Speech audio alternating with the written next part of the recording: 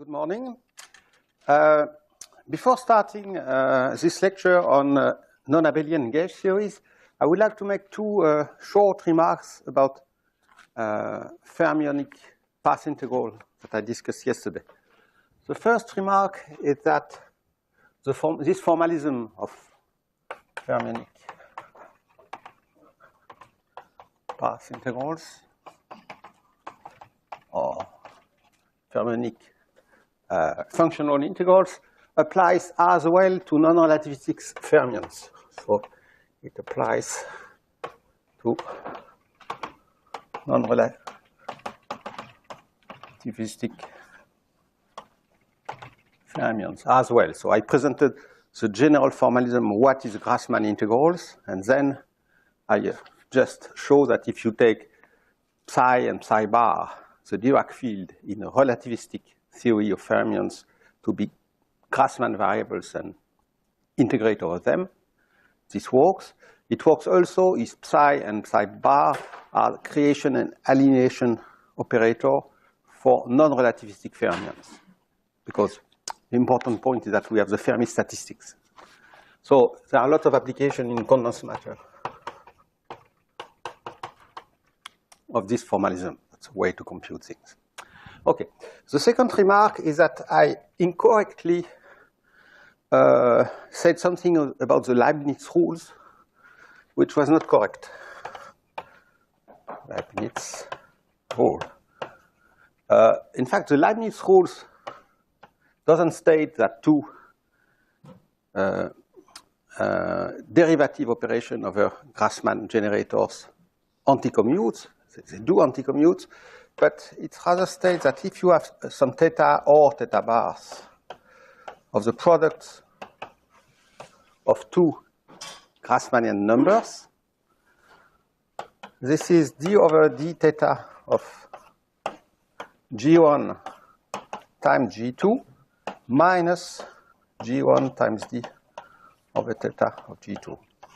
Okay, so this is the correct rule for anti-commuting variables, and you can check that it's valid for any g1 and g2. So there is a minus sign as usual compared to g1. Okay, so this was my remark. Now let's go to start the discussion of introduction to non-abelian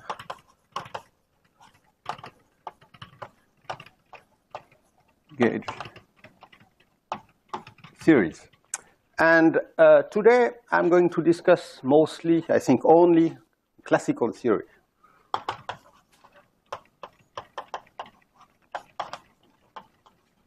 Quantization will be discussed tomorrow. Okay, and I'm also going to discuss mostly the case of the SU2 group of symmetry, because that's simpler, but that's going to be a general discussion. So I assume that we have knowledge of what is a Lie group, a Lie algebra, what is the fundamental and adjoint representation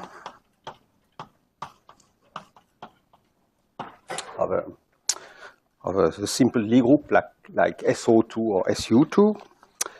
And if not, just ask question. And in the lecture notes, you are going to find the notation that I'm going to use. But maybe I could just start to discuss for the case of SU2.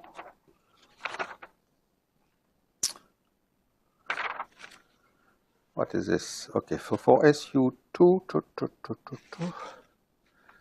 where high is the page where you call the notation for SU2? Yeah, here it is. So for the group SU2, which is a group of 2 by 2 matrices, unitary matrices, you know that the generators of the Lie algebra, let's go, it is a dimension 3 group, rank 1 and dimension 3. So it has 3 generators. There are 3 generators for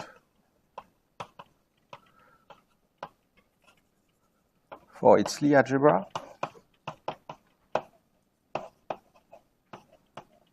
Let's call it little SU of 2, which are TA equal 1/2 sigma A, where the sigma A are the Pauli matrices.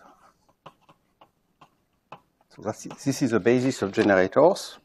So sigma 1 is, I never remember, 0, 1, 1, 0.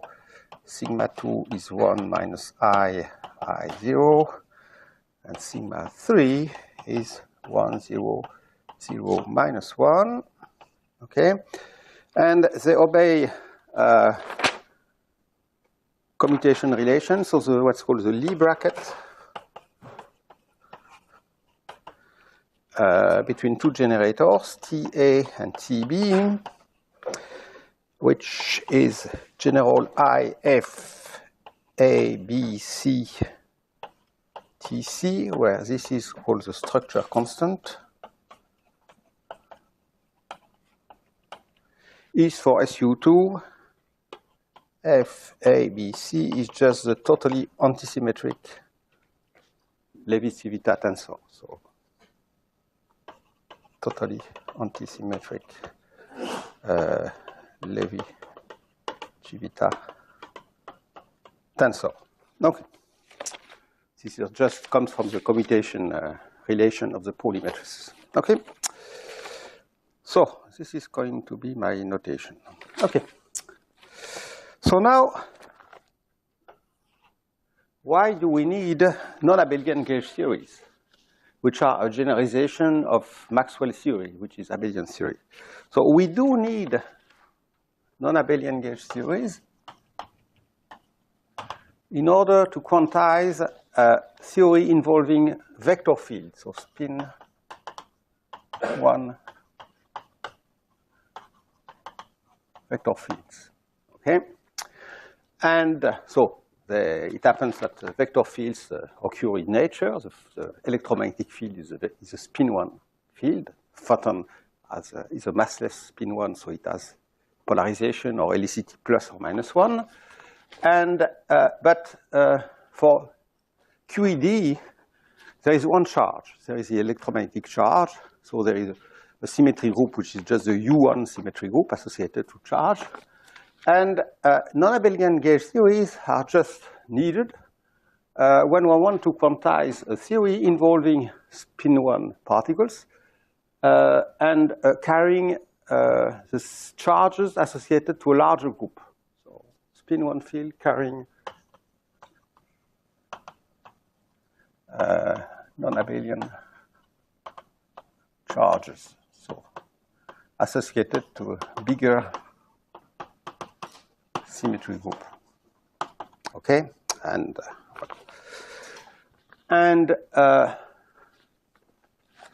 it is known from the example of electromagnetism that when you have a spin 1 vector field, and if you have some matter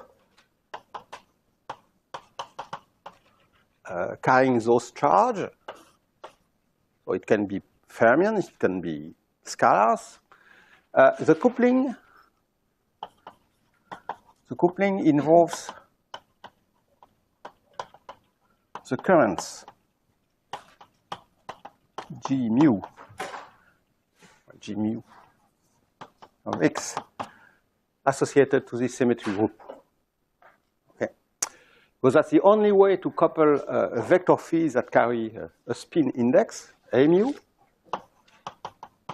in the case of electromagnetism. The only way to couple it to matter is through current. And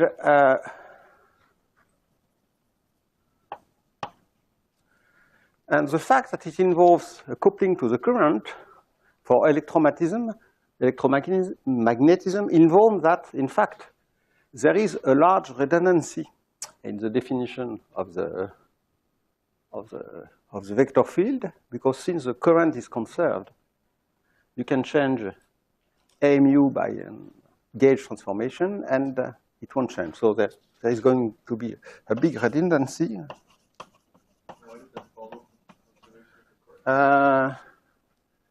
Well, that's because if you change A mu into A mu plus D mu, if you change A mu, I think, into A mu plus D mu, some gauge transformation alpha, if you have in the action a current which is D mu A mu, it becomes D mu alpha, which can be rewritten by path integration as alpha times D mu G mu, which is 0 by conservation of the current. Okay, I think. Yeah.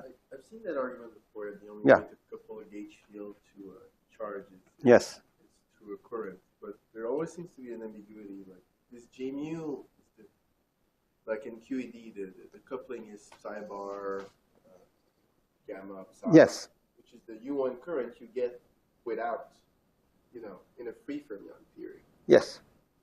But from the moment you introduce this A mu, if we call that J mu, from the moment you introduce this A mu, J mu, Yes. like you change what your conserved current is in. Yeah, in that theory QED, with the yeah, I think you are right. But in QED, this doesn't change the current. Okay. Because I know it the doesn't photon, scale QED. no, yeah, because in QED the electromagnetic field is neutral. It doesn't carry charge. Sure. But That's okay. true also in scalar QED. But when you Yeah, it's true in any scalar QED, or if No, you. but it's true that the field doesn't carry charge Yes. in scalar QED, but you do change the current when you introduce the coupling. Yeah, but the current can be changed by a total derivative. You know. Sure. So that's okay. It's just an argument. Don't. Anyway, Okay. that's fine. Okay. So redundancy implies gauge theory, gauge invariance. Okay, so the purpose of the game of building non-abelian gauge theories is to do the same thing for a theory involving current, coupling between currents of a matter for theory with higher symmetry group. Okay. So historically, as you know, Young and Mills basically invented non-abelian gauge theories in the 50s for SU2 group, which was a group of symmetry of isospin of weak interaction. So this was physically not a good idea. The theory of weak interaction involves a much more complicated theory, the standard model. But well, from the point of view of mathematics and theoretical physics, this was a very good idea because the idea was revived. I think this was isospin, but the idea was revived in the 70s, 60s, and 70s. So this was this was in 60s. But so in the 70s, of course, both for the standard model associated to SU2 cross U1, so the Weinberg-Salam model, created by Weinberg, Salam, Glashow, etc. And in the 70s for the SU3 of strong interaction, this turns out to be the real stuff. Okay. So I'm going to now show you how we construct a theory for, in the case of the theory with SU2. Okay. So I'm going to consider a theory with SU2. And first, I'm going to consider spinors, so Dirac fields. So psi has two components, psi1 and psi2, which lives in the, so they live in the fundamental representation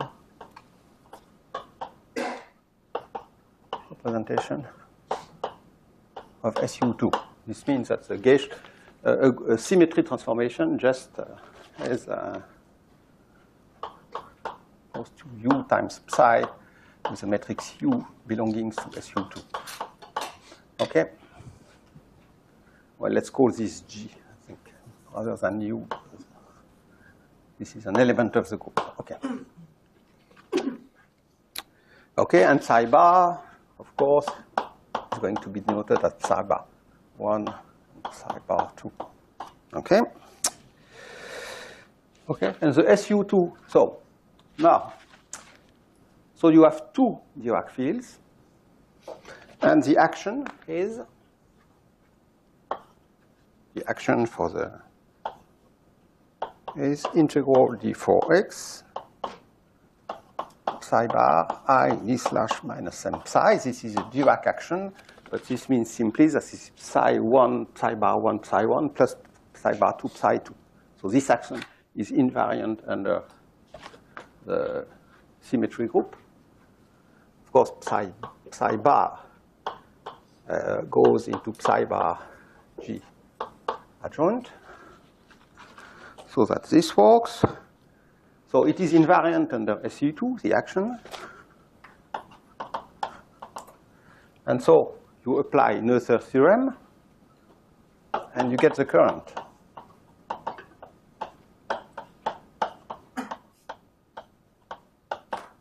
And the current, as this is just a generalization of the currents for electromagnetism, so Maxwell's theory. So this is just psi bar gamma mu Ta psi, where Ta are just the three Pauli matrices. So there are three currents. So remember, this is a 2 vector. This is a 2 by 2 matrix. And this is a 2 covector. So this makes sense. Okay? And I have not written the Lorentz and the Dirac indices because that's, as far as the Lorentz and Dirac indices are concerned, this is exactly the same thing as for Maxwell theory. Okay. So we have three currents, three SU2 currents. Okay? Okay.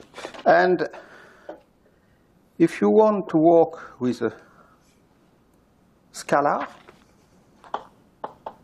field, like the Higgs, let me call it phi, we have phi equal phi 1, phi 2. There is no adjoint.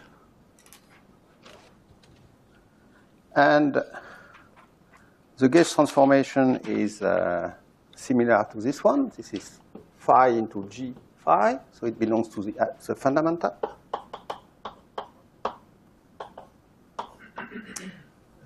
The possible action is going to be d4x, and then I'm going to write 1/2 of d mu phi. Well, this is in fact, this is the, no, this is going to be the adjoint. I write phi bar is phi bar 1, phi bar 2. I'm sorry, this is a complex field. Complex field. Because we are working with SU2, not SO2.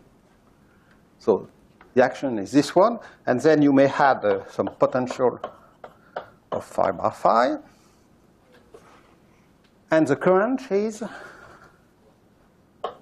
G mu equal, well, G mu A is then, it's I over 2 phi bar times Ta d mu phi minus d mu phi bar Ta phi.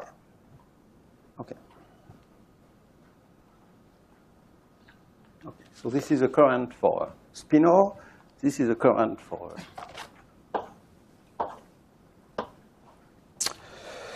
a scalar field, a spin zero field, and in both cases, you can rewrite the current. So you have three currents, which are numbers. Okay. But you can rewrite the currents as an element of the adjoint representation by just writing that G mu is G mu A, which is a number, times TA, which is a matrix, and summing over A. So, in this, with this notation, G mu now is a 2 by 2 anti-symmetric, anti-self-adjoint, anti-symmetric matrix. So it is an element of the adjoint representation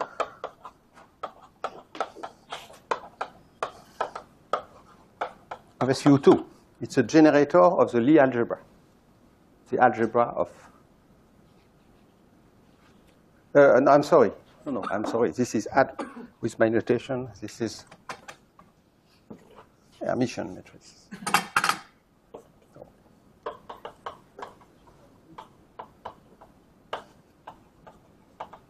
Okay. It's an element of the adjoint representation. So the current, the fields here, both these fields and this fields lives in the fundamental representation, and the current lives in the adjoint representation. Okay? Because the currents are vector, 2 by 2 vectors, well, 2 vectors, and the current is a 2 by 2 matrix. So the current G mu is a 2 by 2 matrix? Yeah, if I consider, I write G mu by this matrix, it's a 2 by 2 matrix. So this is a 2 by 2 matrix that contains the 3 currents. You see? If you want to write it, let me write it here.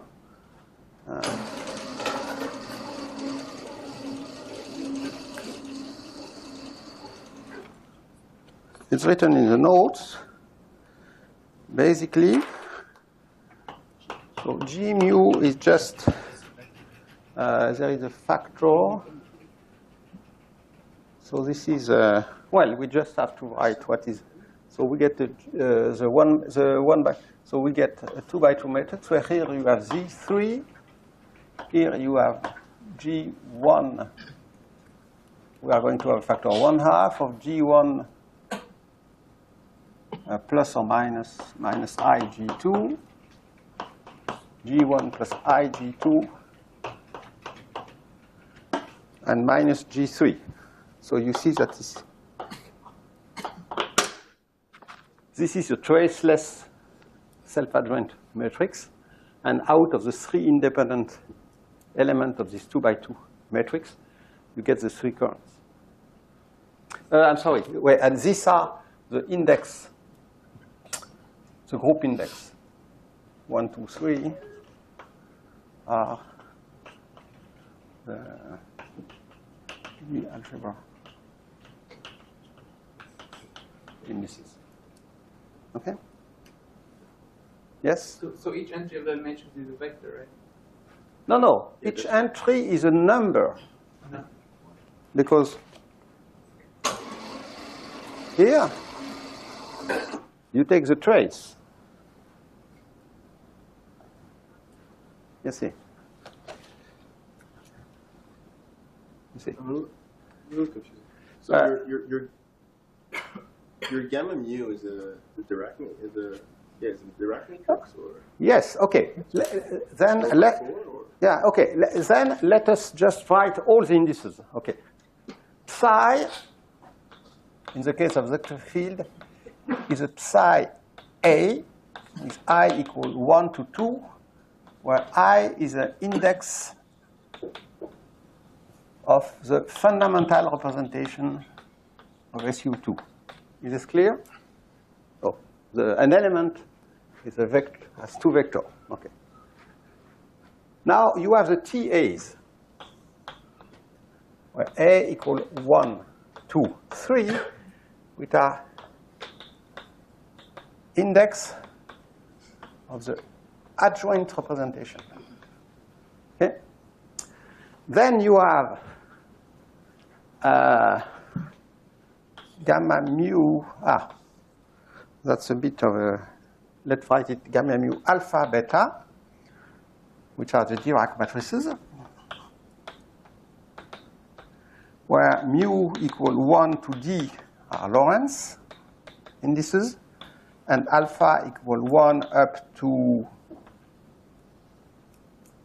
What's the thing? It's 2 à la plus, divided by 2 in the case of dimension 2, so it's 4 in dimension 4, it's D divided by the floor of D over 2 are Dirac indices. Okay? And with all this, G mu A is and of course, and TA is a matrix in the adjoint representation.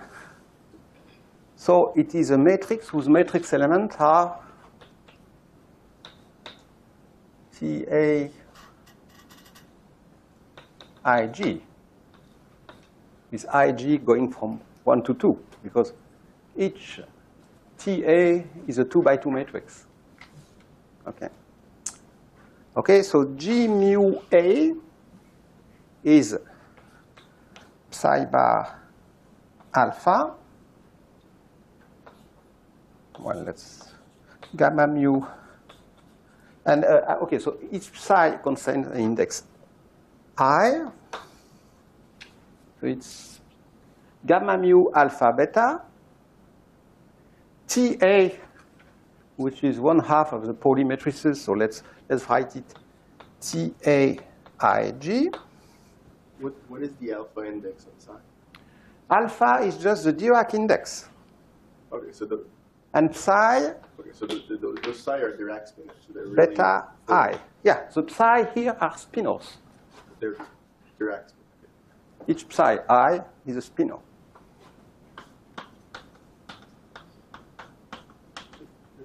Okay? So, yeah, I'm also a little bit confused because I would have expected that we have 4 components for the Dirac spinor. Like when we saw the Dirac spinor, we constructed it in one representation. For example, we got left-handed dial spinor and a right-handed dial spinor. Each one of them had 2 spinorial components. Yeah, so the psi, I'm sorry, psi has, no, but Psi I psi is a spinor. So psi is a field, is a psi alpha. So you first have a spinor with 4 components and a second spinor with 4 components. So, okay? So all the complex components of psi, there are 8 complex components. 4, because it's a spinor, a spin 1/2 field, and 2, because it's an element of the fundamental representation of SU2. So you have 2 spinors, psi 1 and psi 2. Okay, that gives me 4 components. Yeah. So psi is a Dirac spinor. Okay.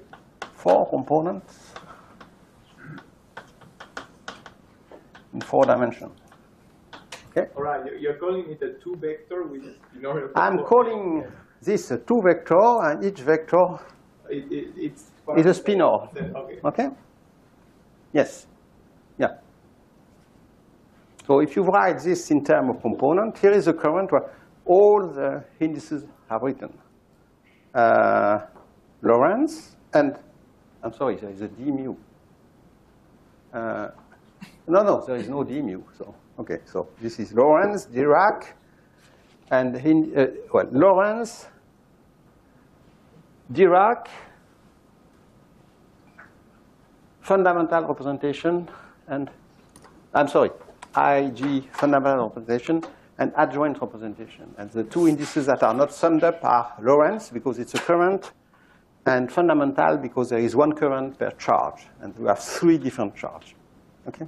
So when you construct this with another TA, Yes? you are left with the Lorentz indices. Yes. J mu should have D components, right? Yes. I think so.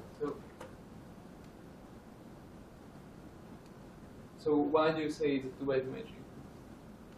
What do I say? Like up there, you see J mu is a 2 by 2 matrix. Of numbers. Well, G mu is a 2 by 2 matrix, and each element, no, G mu is a 2 by 2 matrix because each GA is a number now. We have contracted on all, well, it's an anti, well, for fermions, it's an anti-commuting number because of psi and psi bar. So if you prefer, think about the scalar field, where each phi, for the scalar field, each phi is a complex field. So this is a complex number, this is a complex number. And this is going to apply. You just apply this formula here. Okay. So it's fine. For scalar field, this is a complex number. And for spinors, this is a Grassmann number. It contains one psi bar and one psi. But it's a number, namely. It carries no Lorentz and no, well, it carries no group indices for the fundamental representation, and it carries no Dirac indices. Okay. Okay? I'm just confused. Like on the left-hand side, you have the index mu, but from the right-hand side, I don't see where And you have to put the mu in the. Music the gamma. Here, No, up there in the. this is a 2 by 2 matrix that I'm calling G mu. Yeah, but you have to put the Lorentz index for each of the G. Oh, of course. I'm sorry. This is a typo or a mistake of mine. Yes, I'm sorry. So each component of the matrix is the Yeah. Lorentz vector. I'm very sorry. Of course. Yes. That was the confusion. Yeah. Okay. I'm sorry. No. Yeah. Okay.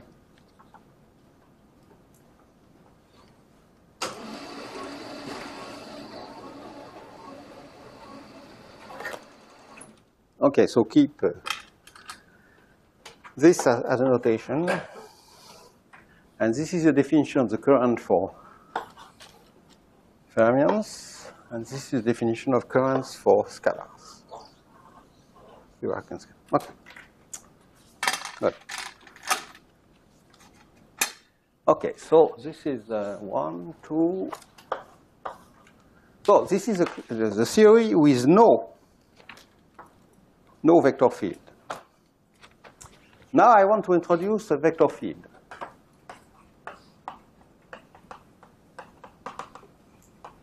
The analog of the electromagnetic field, but for theory where we have 3 charges. Okay. So since we have 3 charges, we expect that we need 3 fields, one coupled to each charge. So we are going to consider that we have, in this case, 3 vectors field. A mu A, A equal 1 to 3. Okay. Okay. So since we have 3 charges, because the charges belongs to the adjoint representation, we expect to have 3 vector fields, and we expect that they belong to the adjoint representation, because they are going to be coupled to the current, which belongs to the adjoint representation.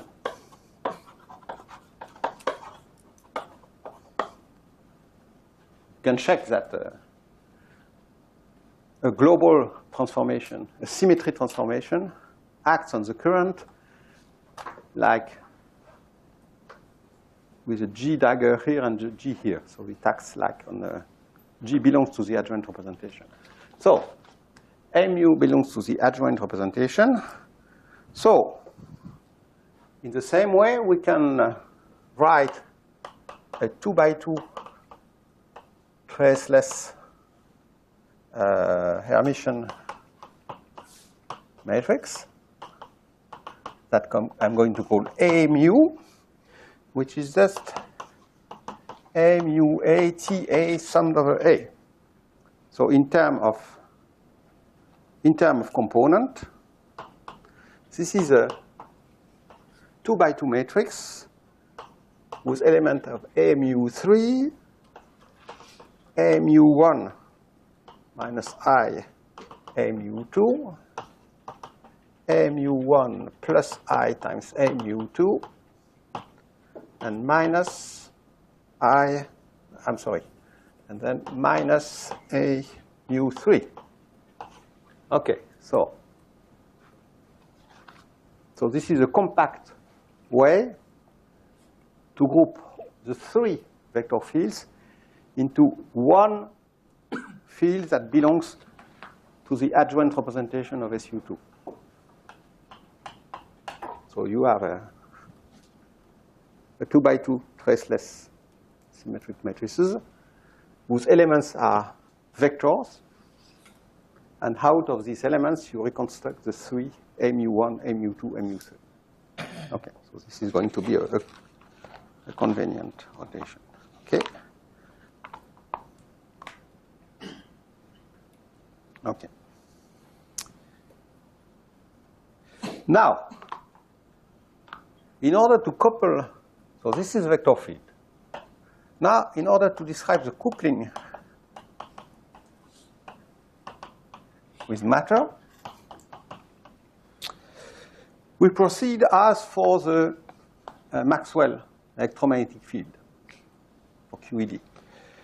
We introduce a covariant derivative. So we are going to replace the coupling in Dirac field by it's called the covariant derivative. Okay. So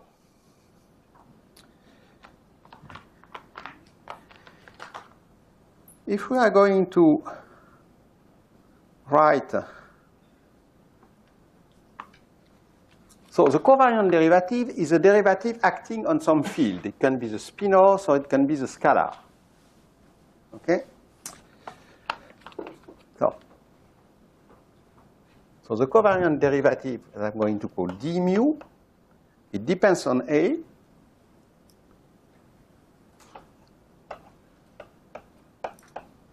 On A, and it acts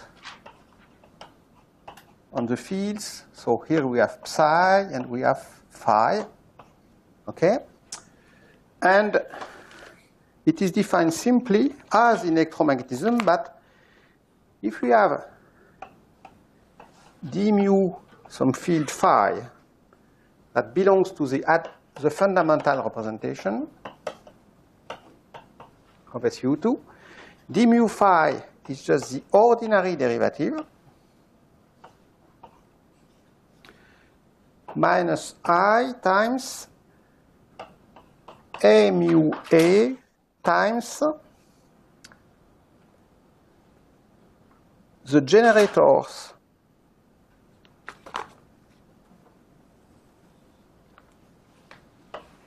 TA times phi.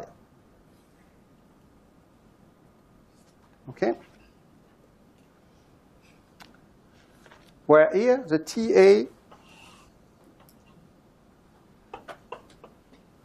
are the 2 by 2 matrices, which are the generators of the group SU2 acting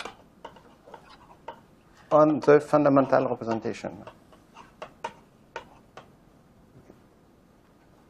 So in terms of indices, remember, if the field phi belongs to the fundamental representation, this means that we have the carry an index I going from 1 to 2.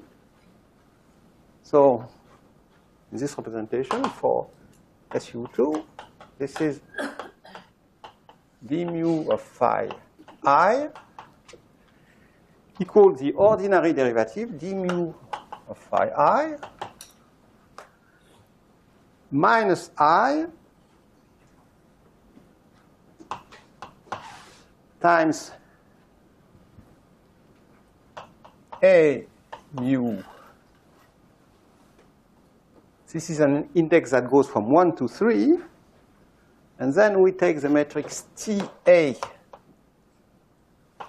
the index IG, since it's a 2 by 2 matrix, times phi G. So remember, this is a, for SU2, this is a 2 vector. This is a 2 by 2 matrix. And A mu is just a real field. It's a count. It's a real field. So each component, A mu A, is a real field. Okay, and of course everything depends on X. So A mu of E depends on X, phi depends on X, and psi A depends on X. Okay, so this is the definition of the covariant derivative, and it's just the generalization of what you have seen in QED, Maxwell theory. This, for the moment, this is a classical theory. Okay? Okay. And so this is a definition of the covariant derivative acting on fields in the fundamental representation. Okay? So now, I'm going to need another definition, more general representation. So this is for the fundamental representation. Now, we are going to consider, we have to consider what is the action of the, how to define a covariant derivative when it acts on fields that belongs to higher representation of the group field. That's going to be necessary because the current itself lives in the adjoint representation. So now, if the field phi belongs to some representation R of the field, namely that's a vector space in which, on which the group acts, you see? To each generator TA of the field, we have a generator TAR of the group, SU2, in the representation R. So if this representation R has dimension dr, and the dimension is 3 or 5 or whatever it is, so this is a dr by dr matrix instead of being a 2 by 2 matrix in the case of the fundamental representation. Okay? And then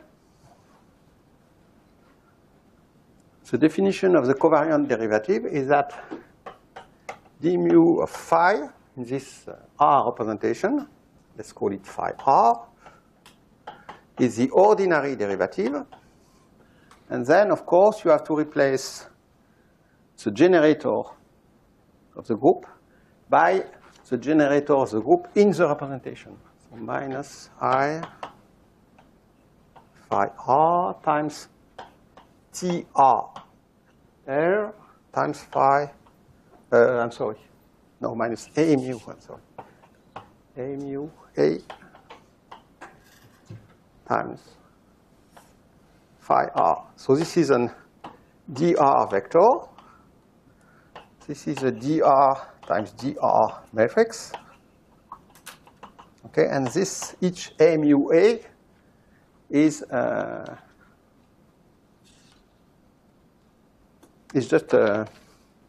just a real number. And so you see, so A still goes from 1 to 3 for SU2. It's just the field and the matrix that becomes d-dimensional object. Okay? And something very important, for a field phi A that belongs to the adjoint representation, so if a field phi A belongs to the adjoint representation, it means that it is a 2 by 2 traceless symmetric matrix. So phi A can be written as, I'm sorry, the phi adjoint can be written as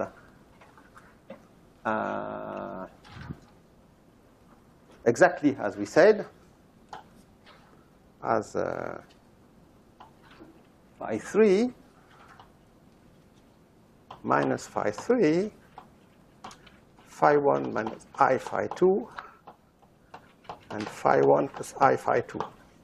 Okay? So it's a 2 by 2 matrix. Then d mu, the covariant derivative acting on a field in the adjoint representation, is just the ordinary derivative minus I times the commutator of A mu by phi A. Because remember, A mu was defined here as, well, yeah, it's written here. So A mu is a 2 by 2 matrix. And phi A is a 2 by 2 matrix because they both belong to the same representation. So in this case, the generator of SU2 in the adjoint representation amounts to the building the commutator. So this is the commutator. And that's because the adjoint representation is just the Lie algebra of the group in which the Lie bracket is represented as the commutator.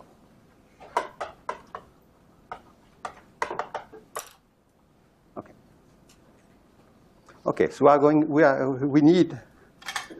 going to need this very important expression. Okay. And you see that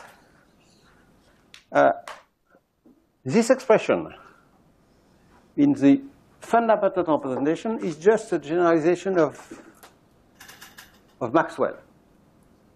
You see? This is new because for Maxwell, the group G is U1, which is an abelian group. So the adjoint representation of U1 is just a trivial representation. And therefore, the commutator vanishes. Phi A is a 1 by 1 matrix. A mu is a 1 by 1 matrix. So this is just a number, and this term is absent for U1. So this term is new.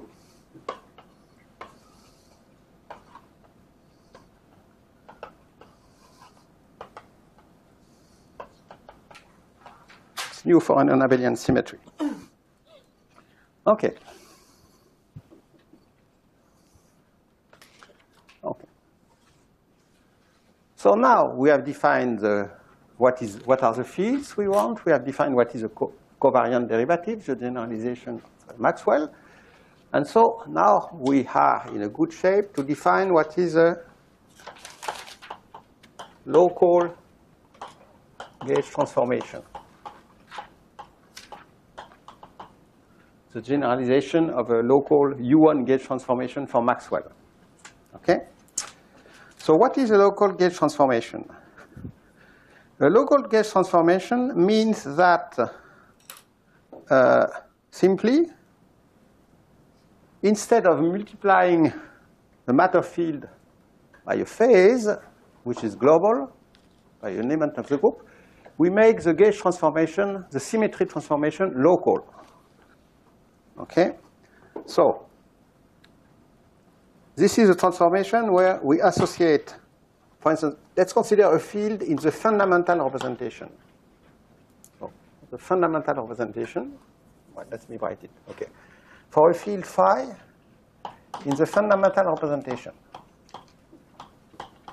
which means that phi is phi I equal 1 to 2. It's a 2 vector. Okay? It depends on x, and making a global Gauss transformation means that I transform phi f of x into g of x times phi f of x, where g of x is a time-dependent matrix of SU2. So space-time. So it's a space-time dependent 2 by 2 unitary matrix. Okay, so this is an analog of multiplication by a phase. Okay? Okay. So this is a global Gauss transformation. And if we consider an infinitesimal Gauss transformation, it means that we write g of x as 1 plus I alpha of x, where this is a 2 by 2 identity matrix, and this is an element of the Lie algebra. So this is a 2 by 2 traceless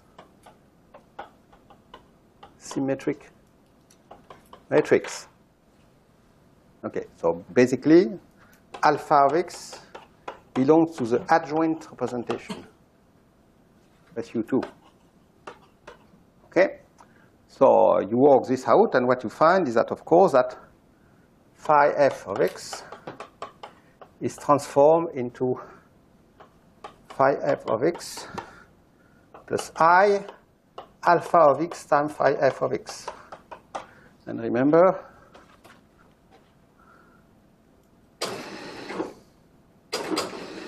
no. Remember? Excuse me? This is a vector, and this is a matrix. Yes? Maybe you mean alpha of x is a traceless Hermitian matrix? Yeah, by Hermitian, I mean symmetric, I mean Hermitian. Yes. Yes. Yeah, I use the mathematical notation. Well, mathematicians speak about symmetric when it's Hermitian because it's related to a complex. Okay, so this is Hermitian matrix. Just that alpha equal alpha dagger. Yes. Okay. Okay, so this is a 2 by 2 matrix, and this is a 2 vector. So that's okay. Okay, so we need. So you see, this is just the generalization of a local Gauss transformation for a field in the adjoint representation. And of course, this applies both when phi is a scalar or when phi is a spinor. You just forget about the Dirac indices and do the transformation with respect to the group indices I, 1 to 2. Okay. Yes? You said the field is in adjoint representation. It's still in fundamental representation, right? No, I mean, phi is in the fundamental, Yeah. but alpha lives in the adjoint. Sure. And the product of a field in the fundamental by a field in the adjoint is a field in the fundamental, because we multiply a vector by a matrix. Okay? Okay. So this is the definition, is phi in the fundamental. So let me rewrite it. Phi f goes to phi f plus I alpha times alpha of x. Well, phi times phi f. Okay? That's okay. So this is the compact notation. Okay. Now, if phi A belongs to the adjoint representation, this means that phi A is a 2 by 2 Hermitian traceless matrix, whose three independent components give you the three elements of phi A in this dimension 3. Then, well, it's easy to see that this is the action of a gauge transformation on the fundamental. The action on the adjoint representation will be given by I times the commutator of alpha and phi A, where this is a commutator. Okay? This is a commutator. And that's because both alpha and phi A are 2 by 2 Hermitian traceless matrices. So the commutator has a correct property. Okay? And that's because the action of a global gauge transformation on a field in the adjoint is G phi A G inverse. Okay, let me write this is for a global transformation. Phi adjoint becomes G and phi adjoint and G dagger. So you multiply both on the right and on the left, and it's easy to check that this gives this. Okay, good. So now, of course,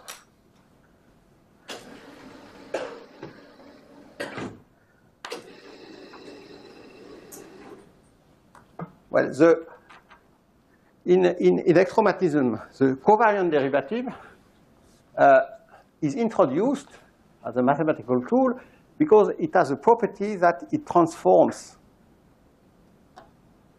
covariantly under gauge transformation. Okay. Okay. And for this to be true in the U1 theory, in electromagnetism, we need the gauge, we need the vector field not to transform as a matter field, but to transform this differently. So, for gauge transformations,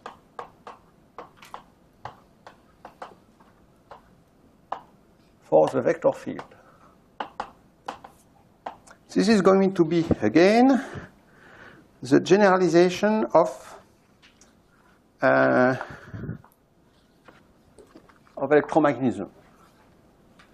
So a global gauge transformation is going to be, so A mu of x is going to be transformed of G of x, A mu of x times G dagger of x. G dagger is G minus 1. But then we have to add a term with the G of x d mu of G dagger of x. Okay. And that's it, yes. And you can check that this is a generalization for a non-abelian group of what's happening in Maxwell. But in Maxwell theory, A mu is a 1-by-1 matrix. It's a number. G is a phase, EI theta. So this becomes A mu. And this is, so for U1, G of x is EI alpha of x. So you recover the d mu alpha, the minus I d mu alpha. Yeah. Okay. But simply now, this is a 2-by-2 matrix. This is a 2-by-2 matrix. This is a 2-by-2 matrix. Okay. So for an infinitesimal, A mu of x is going to be, this is going to be, to give the, so this is going to be A mu. And then we have a term involving alpha. Okay? And we get two contributions. First, we get the contribution that come from this term, which is going to give a commutator. And then we get a derivative of alpha. So what we get is A mu plus D mu alpha with the covariant derivative d mu alpha equals the ordinary derivative minus I times the commutator of I alpha with A mu. Okay, so this is the action of an infinitesimal gauge transformation on the vector field, where this is just the covariant derivative that I wrote before on alpha. And remember, so this is a covariant derivative.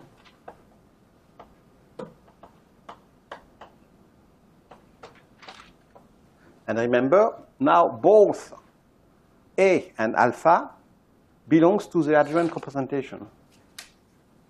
A mu and alpha belongs to the adjoint representation. So there are 2x2 traceless Hermitian matrices. And this is just applied to the generator of gauge transformation, the covariant derivative of this alpha, which is a field in the adjoint representation. Okay. The difference with U1 is that for U1, this term is not absent, so you just get the ordinary A mu plus D mu alpha. Okay?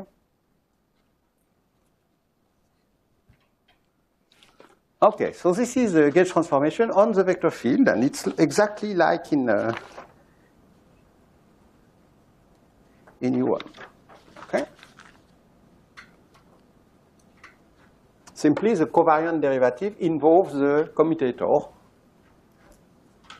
because we are not living in, we are not studying an abelian symmetry, but a non-abelian gauge symmetries. Okay. So now, of course, we want to define a theory which is gauge invariant. So we want to define a field strength.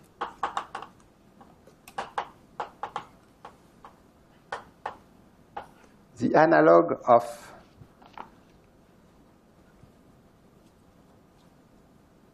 F mu nu in QED, okay, which contains information on electric and magnetic fields, which are the physical degrees of freedom, observable degrees of freedom of the electromagnetic fields. Okay? So, the field strength, in fact, is defined in a mathematical way already in Maxwell theory as a curvature, so a commutator, it's a curvature of the covariant derivative. Okay. Because once you have A mu, you can define, that's a mathematical, mathematical interlude. You can define a form which is A mu, I'm sorry, A mu dx mu. This is going to be a one form, but which lives in the adjoint representation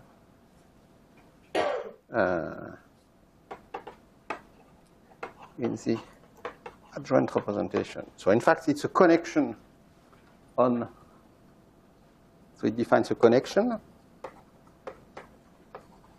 in the space of SU2 bundle over space-time. And this connection has a curvature. This is basic differential geometry stuff. And the curvature of this connection is the field strength. So the field strength is the curvature of a connection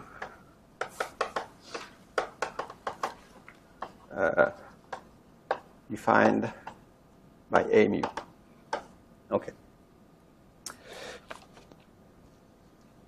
And so this connection is just that F mu nu is the commutator of d mu with d nu.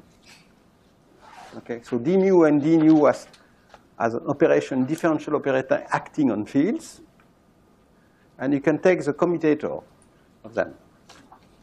And since they involve two derivatives, they do not necessarily commute because d mu and d nu depends on A, so they do not commute. And well, you take just this formula for d mu, the formula for d mu acting on a field in the fundamental representation, or the formula for a field acting in the adjoint representation. And in any case, as in Maxwell theory, you find that this is simply going to be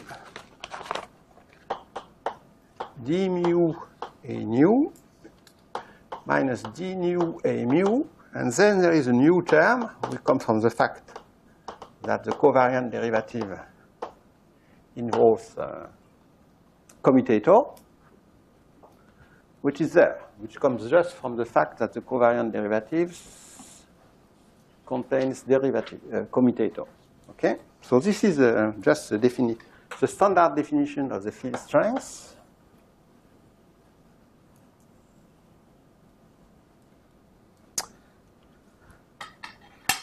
For my non-abelian gauge series. And remember, this belongs to the adjoint representation. This belongs to the adjoint representation. This is the Lie bracket in the adjoint representation, the commutator. So it belongs to F mu nu lives in the adjoint representation. So it's a 2 by 2 matrix, which is obtained by taking the derivative of the matrices and then the commutator of these matrices. Okay, so each component F mu nu, each component lives in the adjoint representation. Okay, for each mu nu going from 1 to, let's say, 4, if we live in 4 dimensions. Okay.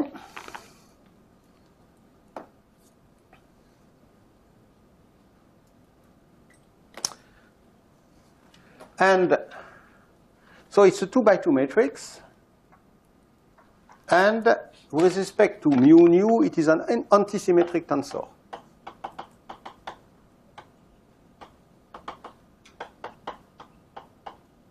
With respect to Lorentz indices. Because it's clear, it's a commutator, so it's antisymmetric. F mu nu is minus F mu mu. Okay.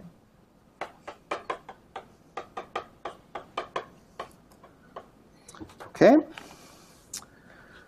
So, if you like, you can define a two-form, a degree 2 differential form by writing F equal F mu nu dx mu wedge dx nu, if you like, a differential 2 form. Okay? But this is a differential 2 form, which is still a 2 by 2 matrix. Okay. So F mu nu has, each component of F mu nu has 3 independent components, F mu nu 1, F mu nu 2, and F mu nu 3. Remember, we can write the F mu nu with my notation is F mu nu A T A.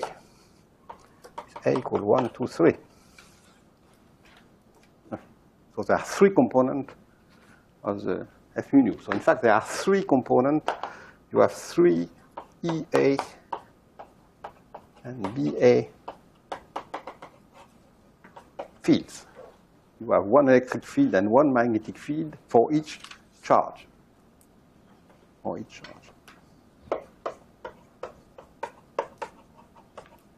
Okay?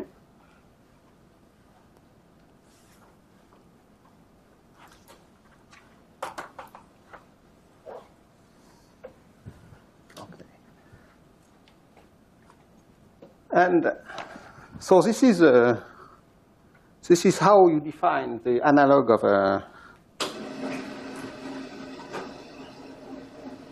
the electromagnetic tensor in a non-abelian gauge series. And in fact, there are 3 electromagnetic tensors because there are 3 charges. Okay? And now,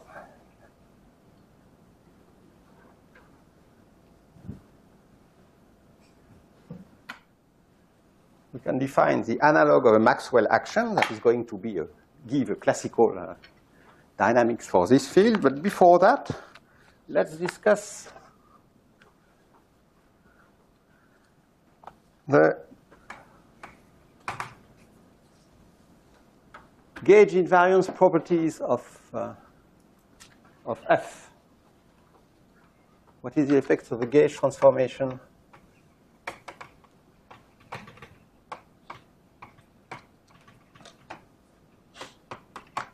on F mu nu? So if you make a gauge transformation on A, like this one, what is the effect of A on F?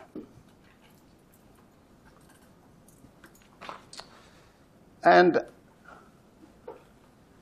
then there is a difference between the Maxwell theory because F belongs to the adjoint representation. So it transforms non-trivially on the group transformation, the symmetry. So under an infinitesimal gauge transformation,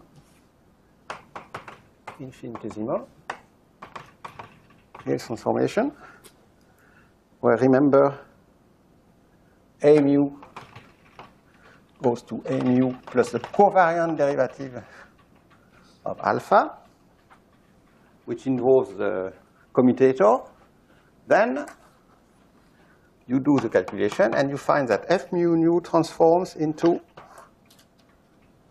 F mu nu minus I times F mu nu commutator with alpha.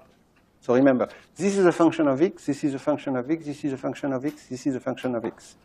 So F mu nu transforms, so remember, this is a 2 by 2 matrix, 2 by 2, 2 by 2, 2 by 2. So it transforms non-trivially under a global gauge transformation, but it transforms locally.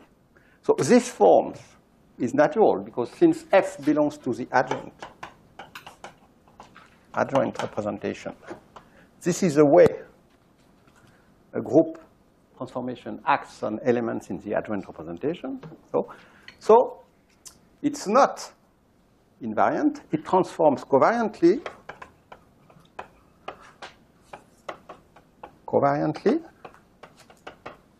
but locally. You see, no derivative. The derivative term in the gauge transformation law for the vector field has disappeared. No derivative. This is the transformation law of F mu nu of x depends only on alpha at the point x, which is all what we need. So it's locally gauge covariant, while the original vector field is not gauge invariant or gauge covariant. Okay, which is good. That's all what we need.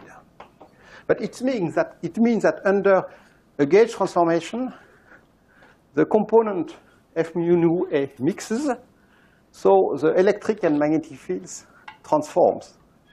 They are component of A. So EA and BA belongs also to the adjoint representation. So they transform accordingly. So you mixed what you call. So there is no global definition of what is the electric field in one direction component because they transform. Okay. Okay. So we are done. Because then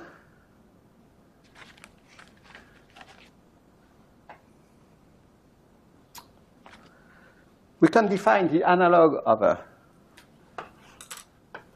Maxwell action principle, Lagrangian, to what's called the Yang-Mills action,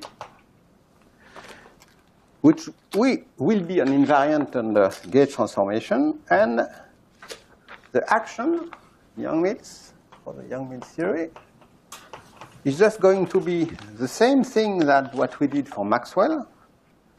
So we take integral over space-time, and we take f mu nu times f mu nu. So these are Lorentz, so we can raise and lower indices with a metric of space-time, f mu nu. So this is f mu nu of x and f mu nu of x. But this is a 2x2 matrix. This is a 2x2 matrix. So, and in order to have something which is invariant under local gauge transformation, we need to take the trace. This is 2x2, this is 2x2 matrix, so this is the sum of the two diagonal elements. Okay, and in order to have a correct definition, let's introduce the factor G, which is going to measure the, so G is going to be a coupling constant. Okay, so this is the analog for SU2 gauge theory of Maxwell. Remember, in Maxwell, this is 1x1 matrix, so it's just a real field, and the trace reduced just to you take f mu nu of x times f mu nu of x, so it's the square of the original electromagnetic tensor. Here you have to take the, not only you have to take the sum over indices, so you have to take a trace of this in Lorentz indices. So mu nu is both, it's an antisymmetric Lorentz tensor, and it's a symmetric traceless, well, Hermitian traceless 2x2 matrix, so with respect to the group. And here you take the trace with respect to the Lorentz indices, and here you take the trace with respect to the group indices. So trace with respect to the group indices I equal 1, 2. Yes? And the product of, in terms of the adjoint representation, is it an inner product or outer product? Here, this is just the inner product because we take the, this is a 2x2 matrix. So for SU2, we take just the ordinary product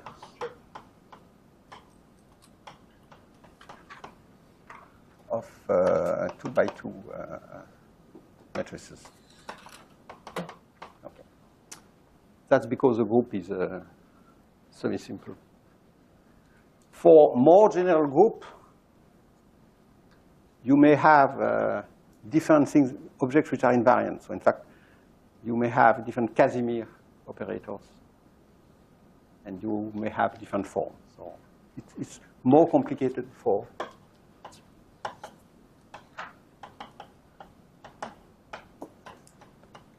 not semi-simple groups. Like for instance, if you take the group U1, I'm sorry, U2, which is U1 times SU2, it contains both an SU2 group and the U1 component. So you may have two couplings, one associated to the Maxwell component and one associated to SU2. But forget about that. This is a subtlety. Okay. Good. And this is a classical action for Yang-Mills, for the non-abelian gauge field. And this action is invariant under local gauge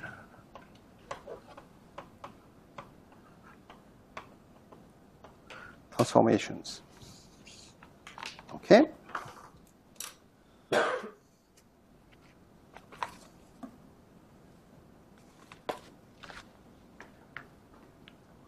But now, remember the definition of F.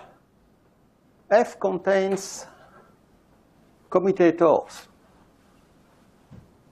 So this action, if you expand it in terms of components, it will involve objects which are complicated. So for instance, remember, F mu nu is an antisymmetric matrix, so it's of the form sum over A of F mu A, mu nu A, TA, where TA are the 1/2 sigma A, the Pauli matrices. Okay. And F mu nu involves commutators. So F mu nu A, well, it's written somewhere, but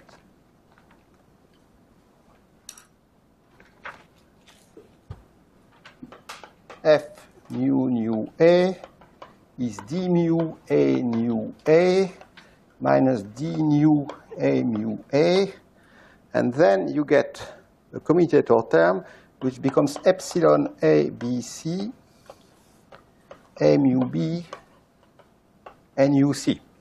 So this is a component for definition of F. So F, in fact, is nonlinear in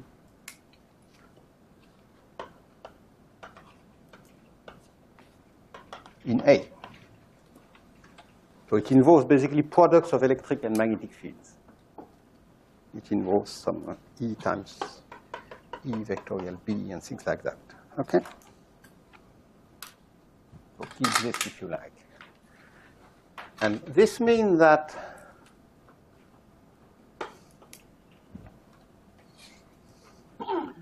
if you write the action,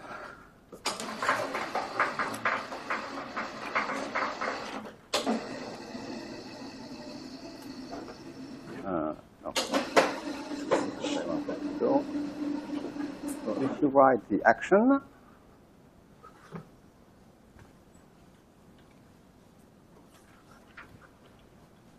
and I'm going to write it explicitly, it's a bit tedious, but it's just an application of what we did in terms of the three components.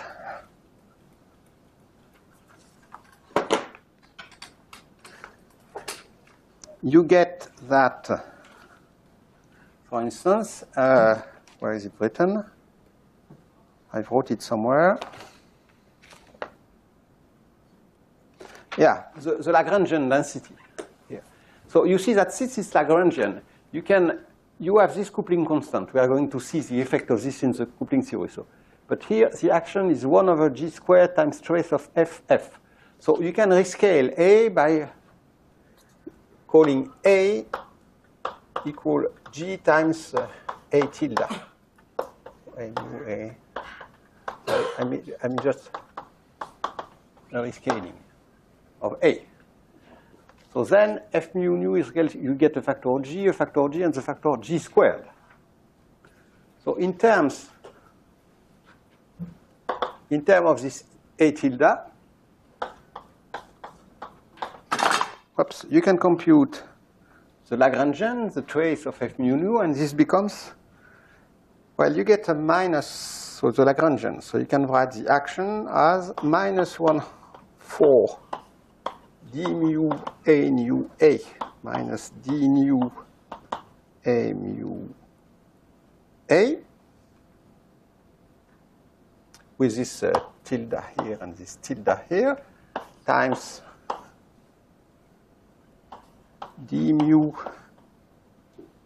A nu A minus d nu A mu A. This is the ordinary Maxwell term that comes from this times this. But then you get the term minus G 1/2 epsilon ABC d mu A nu tilde of A minus d nu A mu A times A mu B and A nu C. This is a term that comes from the commutator. And then you get a term of order G squared, and you get 1/4, and you get A mu A nu B, A mu A nu B, minus A mu A nu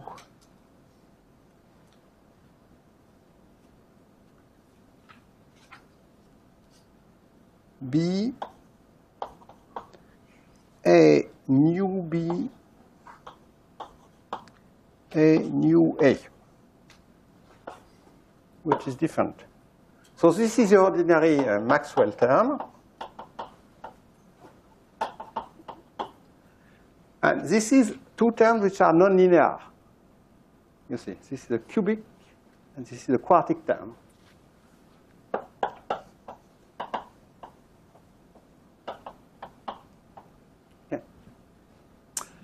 So you can rewrite them in terms of electric and magnetic field if you like.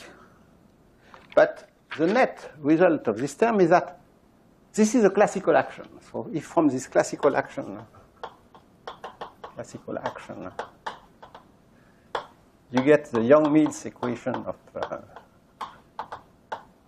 motion, the analog of Maxwell's equation, you see that they are nonlinear in A or in E and B because of this term.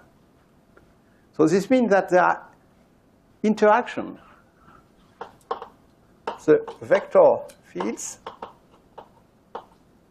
the analog of photons, interact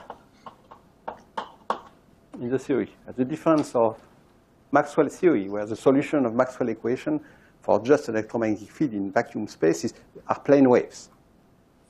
It's not a free theory.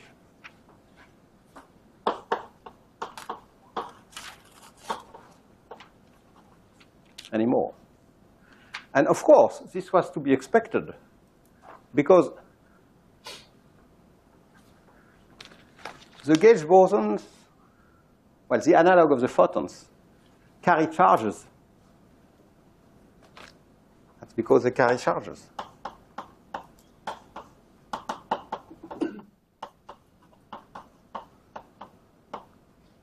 While the photon carry no charge. So this was to be expected. So this makes the theory much more complicated. Okay? So this is a highly non-trivial interacting theory. Even at the classical theory, I think even nowadays, people are still studying the classical solution of Yang-Mills theory. They have a lot of interesting properties, and a lot is known, but a lot of is not known. Okay. So we are going to see later what this, in next lecture when we start to discuss the quantization, what this corresponds to when you quantize the theory, what kind of diagram are. But let me just say one very simple word, which is that this was pure Yang-Mills. Now, what is the coupling with matter? So I won't write any terms. But basically, the coupling with matter is that, as usual, replace ordinary derivative by covariant derivative.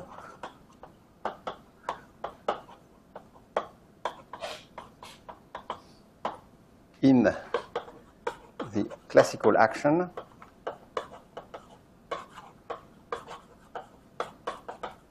for matter fields. because simply, since the matter fields phi and psi belongs to the, well, here, the fundamental representation. And since the covariant derivative transforms covariantly, or belongs to the adjoint representation, replacing in the action, you have a phi and psi belong to some fundamental representation. We know that d mu belongs to the adjoint representation. So they both transform in a covariant way under the action of the group. They have not good transformation property under local gauge transformation. And this ensures that we'll get a coupling which is gauge invariance.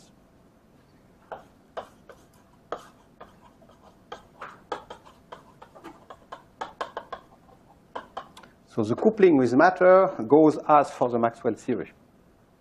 Simply, it will be more complicated because it will be a coupling through currents, and the currents carry charges. So the physics which is more complicated because the boson have charges, the matter fields have charges, the particle fields in matter have charges, and they may exchange charge during the interaction. So they change what's in the language of QCD, they change color. But we are going to discuss that when discussing the quantization rules and the Feynman diagrams briefly. Okay, so I'm done for the classical theory. Thank you.